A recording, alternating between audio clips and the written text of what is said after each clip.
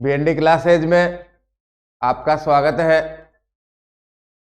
आज हम सबसे टफ पार्ट पूरा करेंगे जिसकी सर्वाधिक चिंता विद्यार्थियों को रहती है, अलंकार। अलंकार कैसे समझ में आएंगे, कैसे प्रश्न होंगे, कैसे हम उनका उत्तर लिख पाएंगे, याद नहीं होते, समझ में नहीं आता। इन सब समस्याओं का समाधान भी आज मिलेगा। आइए प्रारंभ करते हैं अलंकार प्रकरण।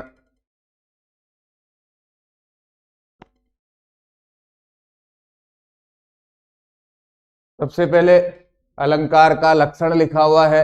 इससे पहले हम अलंकार को सामान्य रूप से समझेंगे। अलंकार का शाब्दिक अर्थ होता है आभूषण अथवा गहना। जिस प्रकार से आभूषण मानव की सुंदरता को बढ़ाते हैं, उसी प्रकार से अलंकार काव्य की सुंदरता को बढ़ाते हैं।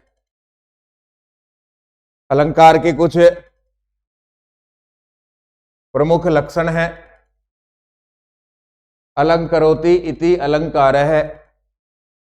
अलंकरोति अलंकृत करता है,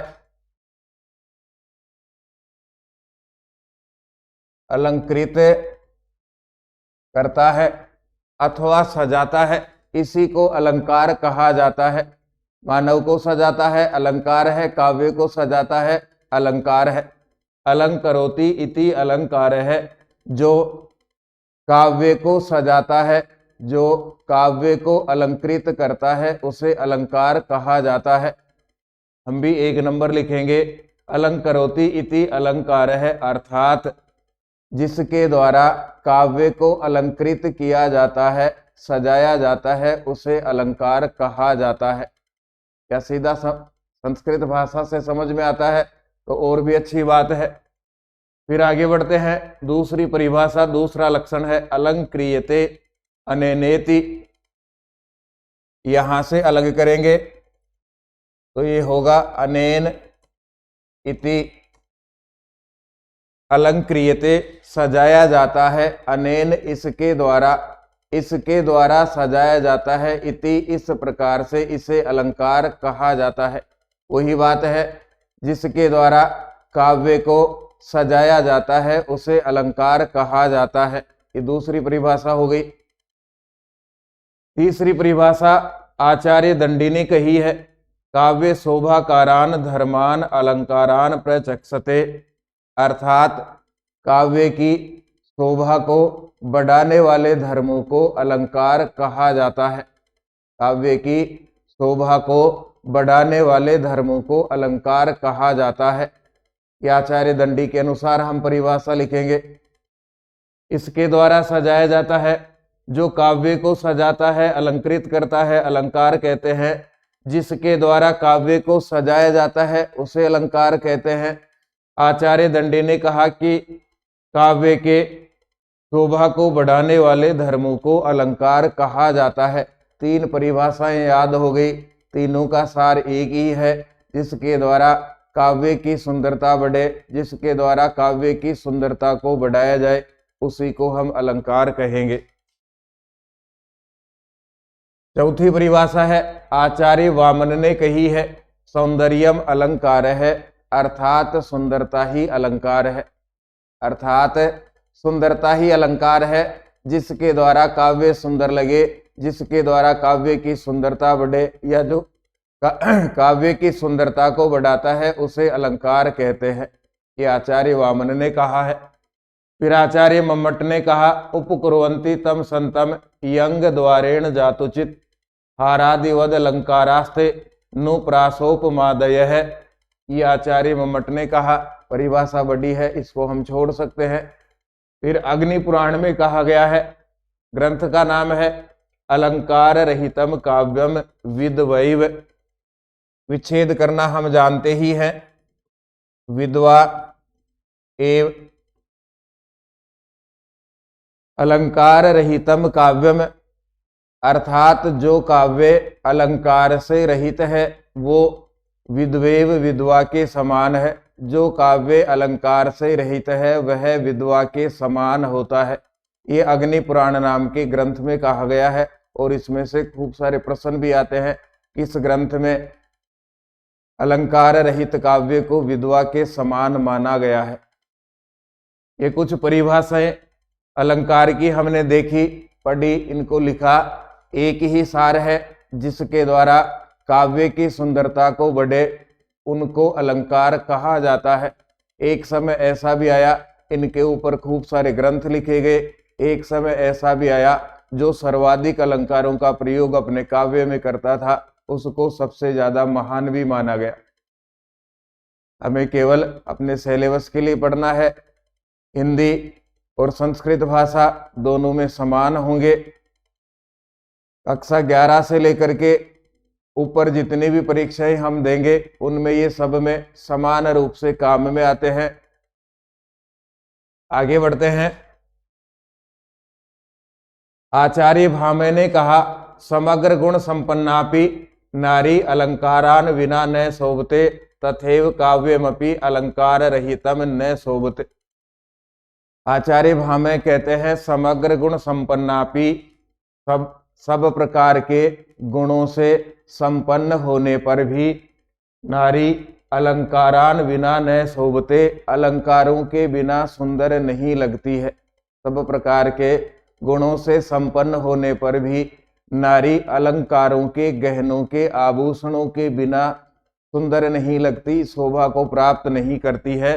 तथैव उसी प्रकार ही काव्यमपि, काव्य भी अलंकार रहितम न शोभते, अलंकार से रहित होने पर अच्छा नहीं लगता है। यह आचार्य भामे ने कहा। अब अलंकार 3 प्रकार के हैं। इनके लिए आचार्य मम्मट ने परिभाषा दी है, यो यदाश्रित है स तद अलंकार है। ये आचार्य मम्मट ने कहा, जो जिसके ऊपर आश्रित रहता है वह वैसा ही अलंकार है। जो अलंकार जिसके ऊपर आश्रित रहता है वह वैसा ही अलंकार है। जिसके ऊपर, किसके ऊपर, ये आगे हमें जब अलंकार के प्रकार पढ़ेंगे तब समझ में आएगा। अभी हम याद रखेंगे अलंकाराः त्रिविधाः, अलंकार 3 प्रकार के होते हैं। 3 प्रकार कौन से? तो आचार्य मम्मट ने कहा, यो यदाश्रित है स तद अलंकार है, जो जिसके ऊपर आश्रित है वह वैसा ही अलंकार है। चलिए आगे बढ़ते हैं। 3 प्रकार हो गए, शब्दालंकार है, अर्थालंकार है और उभयालंकार है। विच्छेद करेंगे तो शब्द अलंकार है होगा, शब्द पर आश्रित अलंकार को शब्दालंकार कहा जाता है। ऐसा अलंकार जहां चमत्कार शब्द में छिपा रहता है, ऐसा अलंकार जो शब्द के ऊपर आश्रित रहता है उसको शब्दालंकार कहेंगे। इसके बाद में परिभाषा लिखी हुई है, वहां हमें लिखना है, अभी ये समझेंगे। दूसरा पदच्छेद होगा अर्थ और अलंकार है। ऐसा अलंकार जो अर्थ पर आश्रित रहता है उसे अर्थालंकार कहते हैं। अर्थ बिजली का अर्थ नहीं, अर्थ का अर्थ है वाक्य का अर्थ। वाक्य के अर्थ के ऊपर आश्रित रहने वाले अलंकार को अर्थालंकार कहा जाता है। और फिर तीसरा पदच्छेद हम लिखेंगे उभय अलंकार है। उभय का अर्थ होता है, शाब्दिक अर्थ होगा दोनों। दोनों कौन? तो यहां दोनों का अर्थ है शब्द और अर्थ। ऐसा अलंकार जो शब्द पर भी आश्रित रहता हो, अर्थ पर भी आश्रित रहता हो, उसको उभयालंकार कहा जाता है। शब्द पर आश्रित होगा शब्दालंकार है, अर्थ पर आश्रित होगा अर्थालंकार है। उभय पर अर्थात शब्द और अर्थ दोनों पर आश्रित होगा उभयालंकार है।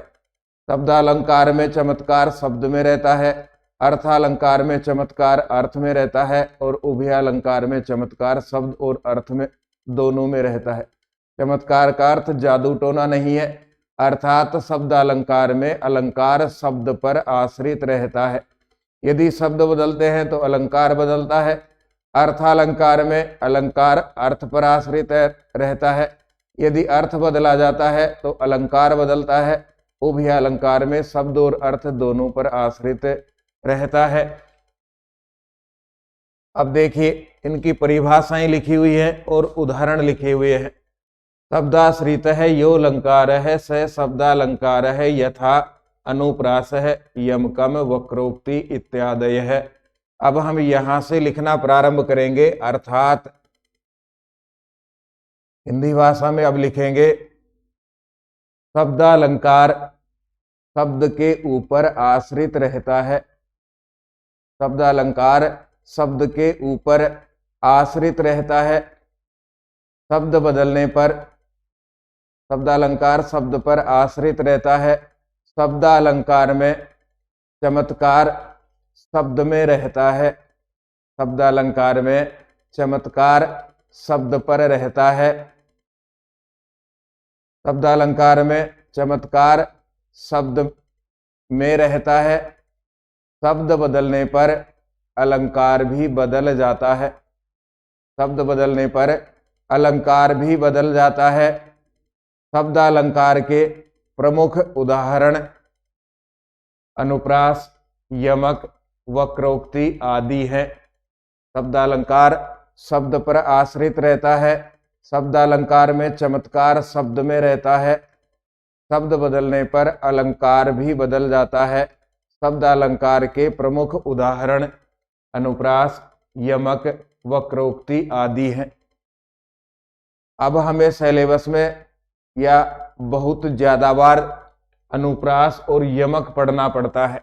वक्रोक्ति आगे जब हम कंपटीशन की परीक्षाएं देते हैं तब काम में आता है। नंबर 2 अर्थालंकार है, यो अलंकार है, अर्थाश्रित है भवति, स अर्थालंकार है, कथ्यते, उपमा, रूपक, उत्प्रेक्षा, दीपक इत्यादि है। अर्थात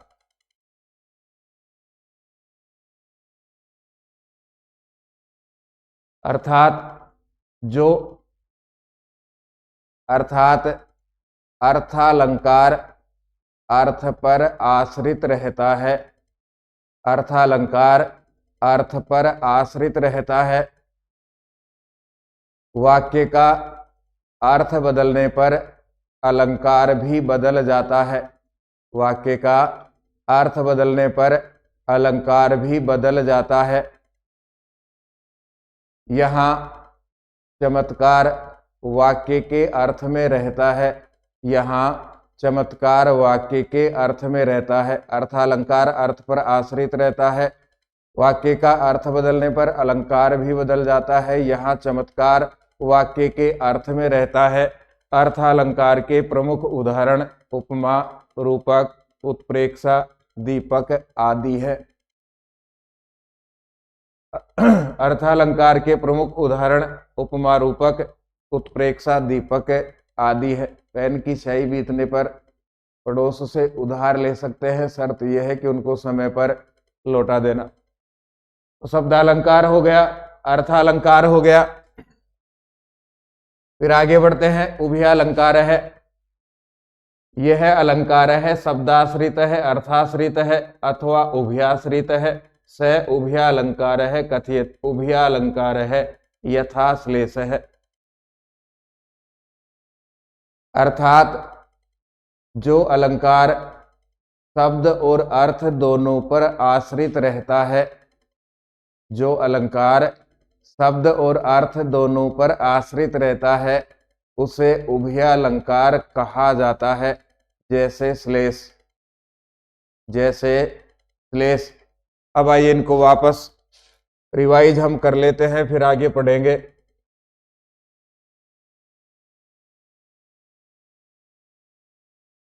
अलंकार शाब्दिक अर्थ है आभूषण या गहना। अलंकार के लक्षण या परिभाषाएं अलंकरोति इति अलंकार है, जो सजाता है, अलंकृत करता है, अलंकार है। अलंक्रियते अनेनेति अलंकार है, जिसके द्वारा सजाया जाता है उसे अलंकार कहते हैं। दंडी ने कहा काव्य शोभाकारान धर्मान अलंकारान प्रचक्षते, काव्य की सुंदरता बढ़ाने वाले धर्मों को अलंकार कहा जाता है। आचार्य वामन ने कहा सौंदर्यम अलंकार है, सुंदरता ही अलंकार है। मम्मट ने कहा उपकुर्वन्ति तम संतम यंग द्वारेण जातुचित हारादिवद अलंकारास्ते अनुप्रासोपमादय है। अग्नि पुराण में कहा गया कि अलंकार से रहित काव्य, या कुछ जगह काव्य के स्थान पर सरस्वती शब्द भी लिखा मिलता है। अलंकार से रहित काव्य विधवा के समान है। फिर भावे ने कहा सब प्रकार से गुणों से संपन्न होने पर भी नारी आभूषणों के बिना सुंदरता को प्राप्त नहीं करती है। उसी प्रकार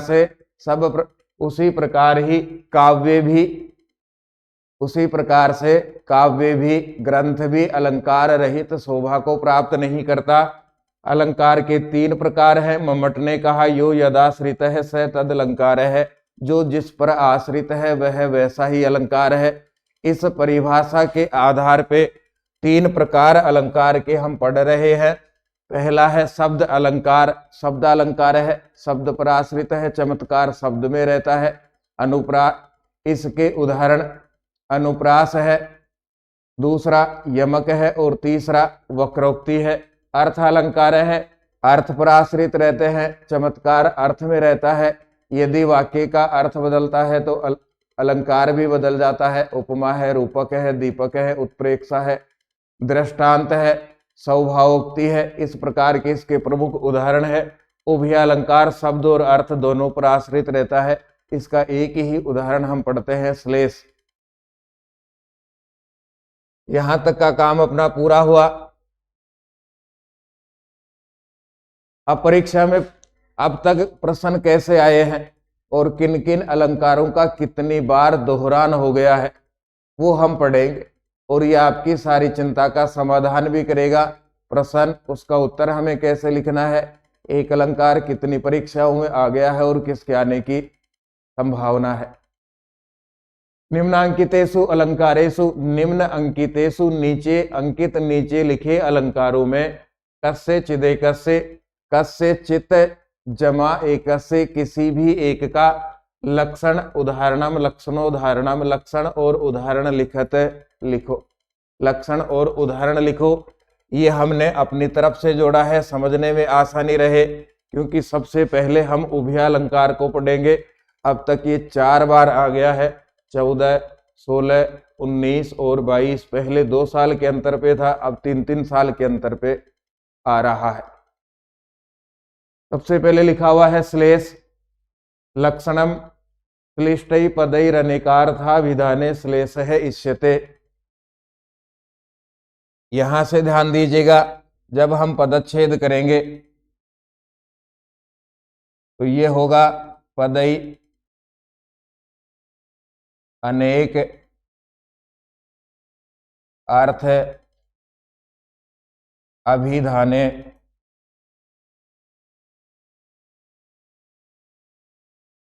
क्लेश है इष्यते। अब हम अलग अलग प्रकार से पढ़ करके देखते हैं। क्लिष्टै पदै अनेक अर्थ अभिधाने श्लेष है इष्यते। श्लिष्टै पदै, श्लिष्ट पदों के द्वारा, श्लिष्ट पदों के द्वारा।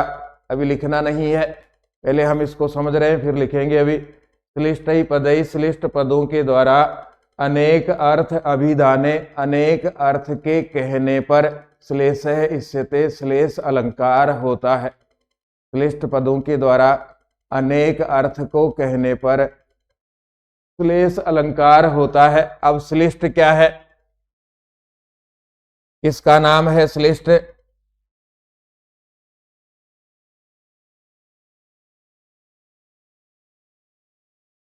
विभक्ति सहित इसका अर्थ होगा अनेक अर्थ वाले, अनेक अर्थ वाले शब्दों के द्वारा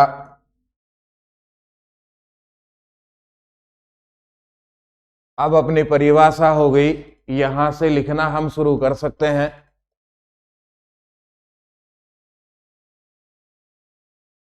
पहले लिखेंगे लक्षण श्लिष्टै पदैरनेकार्था विधाने श्लेष है इष्यते।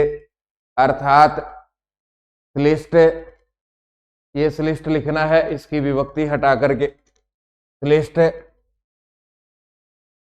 क्लिष्ट अथवा अनेक अर्थ वाले शब्दों के द्वारा, क्लिष्ट अथवा अनेक अर्थ वाले शब्दों के द्वारा जब अनेक अर्थों को कहा जाता है, क्लिष्ट अथवा अनेक अर्थ वाले शब्दों के द्वारा जब अनेक अर्थों को कहा जाता है तो क्लेश अलंकार होता है। पूर्ण विराम लगाना है। क्लिष्ट अथवा अनेक अर्थ वाले शब्दों के द्वारा जब अनेक अर्थों को कहा जाता है तो श्लेष अलंकार होता है। इस श्लेष से ही याद रखना है, श्लेष का अर्थ है अनेक अर्थ वाले शब्द, ऐसे शब्द जिसके एक से ज्यादा अर्थ होते हैं वहां श्लेष अलंकार होता है। लिख लिया हमने। श्लिष्ट पदों के द्वारा जब अनेक अर्थ वाले शब्दों को कहा जाता है, अनेक अर्थ को कहा जाता है तो श्लेष अलंकार होता है। या फिर हम कह सकते हैं अथवा जब एक शब्द में, लिख भी सकते हैं, जब एक शब्द में एक से ज्यादा अर्थ रहते हैं तो श्लेष अलंकार होता है। जब एक ही शब्द में एक से अधिक अर्थ रहते हैं तो श्लेष अलंकार होता है। एक से अधिक अर्थ रहते हैं तो श्लेष अलंकार होता है। फिर से समझिए, क्लिष्टई पद का अर्थ है ऐसे शब्द जिनमें एक से अधिक अर्थ होते हैं और उनके द्वारा एक से अधिक अर्थों को कहा जाता है। सारी माथा फोड़ी भी समझ में नहीं आती है तो सीधा और सरल प्रकार है, जब एक शब्द के एक से ज्यादा अर्थ होते हैं, एक शब्द के दो अर्थ होते हैं तो वहाँ उस शब्द में श्लेष अलंकार होता है। ये सीधा और सरल प्रकार है। देखिए इसका उदाहरण,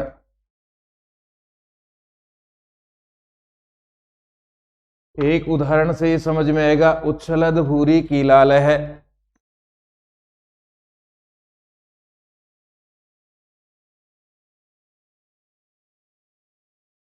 उच्छलद भूरी की लाल है।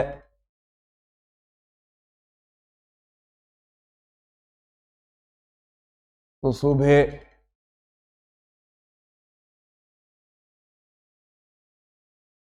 वाहिनी पति ही। उच्छलद भूरी की लाल है, सुशुभे वाहिनी पति ही। यहां दो शब्दों में श्लेष अलंकार है। पहला शब्द है की लाल है, इसके दो अर्थ होते हैं। की लाल है इसका पहला अर्थ है जल और दूसरा अर्थ है रक्त। जल और दूसरा अर्थ है रक्त। एक शब्द के दो अर्थ हो गए तो की लाल है शब्द में श्लेष अलंकार है। दूसरा शब्द लिखा हुआ है वाहिनी पति ही।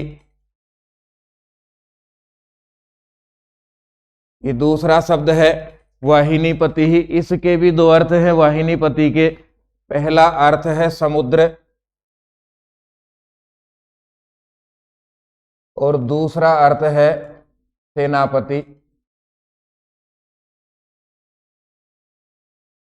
इसलिए वाहिनी पति ही इस शब्द के दो अर्थ हैं, इसलिए वाहिनी पति शब्द में श्लेष अलंकार है। परीक्षा में हमसे कहा जाएगा लक्षण और उदाहरण लिखो। क्लिष्टई पदे रनेकार्थाभिधाने श्लेष इष्यते। लक्षण लिखा। उदाहरण में हम लिखेंगे उच्छलद भूरी की लाल है, तो सुबह वाहिनी पति। ये लक्षण उदाहरण हो गया। यदि हमें पहचानने की आवश्यकता पड़े, पढ़ा करके समझाने की आवश्यकता पड़े तो उदाहरण लिखेंगे और हम कहेंगे इस उदाहरण में की लाल है शब्द के दो अर्थ हैं जल और रक्त। वाहिनी पति शब्द के दो अर्थ हैं समुद्र और सेनापति। इसलिए की लाल है और वाहिनी पति इन दो शब्दों में श्लेष अलंकार है। श्लेष में, अनुप्रास में, यमक में, इन तीन में वाक्य का उदाहरण का अर्थ निकालने की आवश्यकता नहीं पड़ती, केवल स्वर और व्यंजन के आधार पर पहचान होती है। जहां अर्थ निकालने की आवश्यकता होगी हम अर्थ भी निकालेंगे। ये इसका पहला उदाहरण हो गया। अभी आरपीएससी में आया हुआ प्रश्न है, श्लेष अलंकार के कितने भेद हैं? तो श्लेष अलंकार के 8 भेद हैं। 8 प्रकार से श्लेष अलंकार होता है। ये हमारी समझ के लिए है। वर्ण प्रत्यय लिंगानाम प्रकृतयो पदयोरपि श्लेषा द्विविभक्ति वचन भाषाणाम अष्टधा एवच। श्लेष अलंकार के 8 भेद हैं। कौन कौन से हैं? वर्ण श्लेष है, प्रत्यय श्लेष है, लिंग श्लेष है, प्रकृति श्लेष है, पद श्लेष है, विभक्ति श्लेष है, वचन श्लेष है और भाषा श्लेष है। इन 8 प्रकार से श्लेष अलंकार माना जाता है। ये सब हम पढ़ लेंगे। आरपीएससी के पेपर भी, बीएसटीसी के पेपर भी, तृतीय श्रेणी, DSSB, MP, UP, Delhi, Haryana, इनके पेपर भी आप दे करके देखें। नेट से डाउनलोड करके इनके पेपर भी आप दे। इन्हीं में से प्रश्न पूछे जा रहे हैं, इनसे ऊपर कोई भी प्रश्न नहीं। प्रतिकूलता मुपगते ही विदो विफलतौ मेति बहु साधनता अवलंबनाय दिन भरतुर्भुन्न पतिशतः कर सहस्रमपि। ये महाकवि माघ ने लिखा है मानव के भाग्य के लिए। भगवान सूर्य का उदाहरण दे करके कि जब मानव का भाग्य विपरीत होता है तो बहुत प्रकार के साधन होने पर भी उसको सफलता नहीं मिलती। जिस प्रकार से भगवान सूर्य के 1000 किरणें हैं, लेकिन सूर्यास्त के समय उसको कोई भी मदद नहीं कर पाता। भगवान सूर्य को भी सूर्यास्त के लिए जाना ही पड़ता है। इस प्रकार से हमारी स्थितियां भी कभी विपरीत हो सकती हैं। बहुत प्रकार के साधन अपने पास में हो सकते हैं, सब प्रकार की संपन्नता हमारे साथ हो सकती है, सब प्रकार से संपन्न हम हो सकते हैं, लेकिन कई बार असफलता हमें हाथ लगती है, उसमें हमें घबराना नहीं है। कभी कभार ऐसी स्थिति भी आती है, बढ़िया व्यंजन, बढ़िया भोजन थाली में अपने सामने है, लेकिन उसको छोड़कर भी खड़ा होना पड़ता है।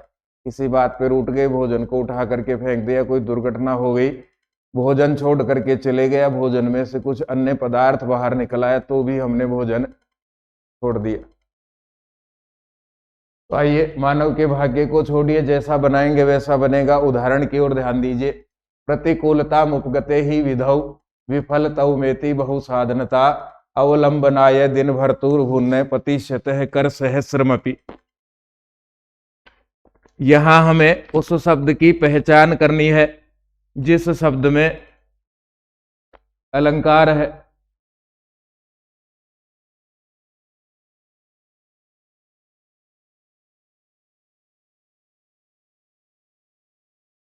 यहां विधौ शब्द, इसकी पहचान हम करेंगे। यह विधौ शब्द 2 शब्दों से बनता है, विदु और विधि। विधि इसका सप्तमी एक वचन है और विदु शब्द इसका भी सप्तमी एक वचन है। विधौ शब्द विधि से सप्तमी एक वचन में बनता है, विदु शब्द विधि से सप्तमी एक वचन में बनता है। यह भी समझ के लिए है, इसके आधार पे अलंकार तय नहीं होगा। लेकिन अब जब हम आगे बढ़ेंगे तो विदु का तात्पर्य चंद्रमा है और विधि का तात्पर्य ब्रह्मा है। विधु इसका तात्पर्य है चंद्रमा और विधि इसका तात्पर्य है भगवान ब्रह्मा। ब्रह्म भगवान। अब एक ही शब्द के 2 अर्थ हो गए। शब्द एक है, विधि और विदु दोनों से बनता है, सप्तमी एक वचन में बनता है। अब इसके 2 अर्थ हो गए। विदु का अर्थ हो गया चंद्रमा और विधि का अर्थ हो गया भगवान ब्रह्मा। यहां विधौ लिखा हुआ है, ये स्पष्ट नहीं है। कि विधि सप्तमी एकवचन है या विदु सप्तमी एकवचन है।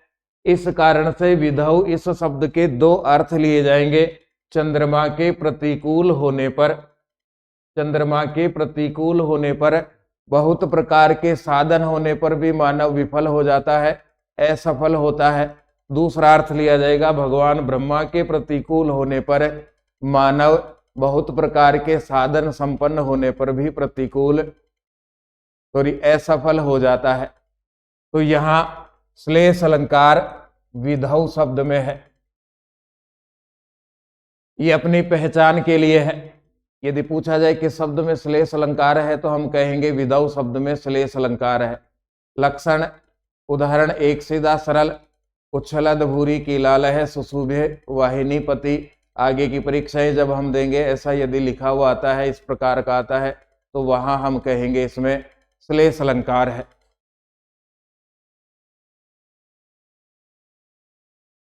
फिर आगे बढ़ेंगे।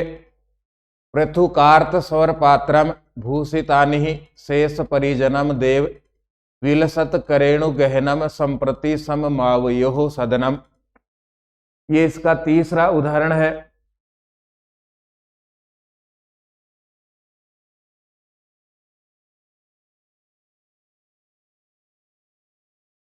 ये इसका तीसरा उदाहरण है, अपने लिए विशेष उपयोगी नहीं है, ऊपर की परीक्षाओं में ये चलता है। इसमें भी श्लेष अलंकार है, इसको याद रखें। जब हमें आवश्यकता पड़ेगी इसको समझना है तो हम समझ भी लेंगे। आज के लिए इतना ही होगा। अलंकार थोड़े से कठिन रहते हैं, एक बार यहाँ तक का अपना पर्याप्त अभ्यास होगा।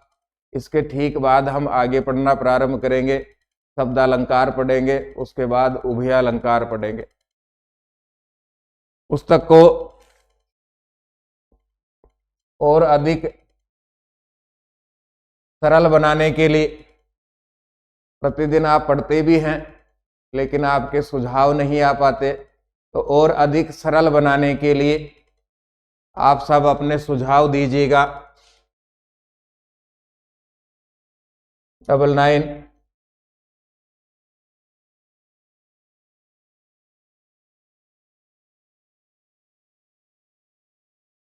9928 946539 पर। अलंकार पढ़ने के बाद में अपने पास में अपठित गद्यांश, अपठित पद्यांश, पठित गद्यांश और पद्यांश, अब तक किस किस प्रकार के प्रश्न पूछ लिए गए हैं वो सारा संग्रह भी है। उन सब को भी हम पूरा करेंगे, आप सबका सहयोग उसमें चाहिए। हम फिर मिलेंगे। धन्यवाद। जय तु भारतम, जय तु संस्कृतम।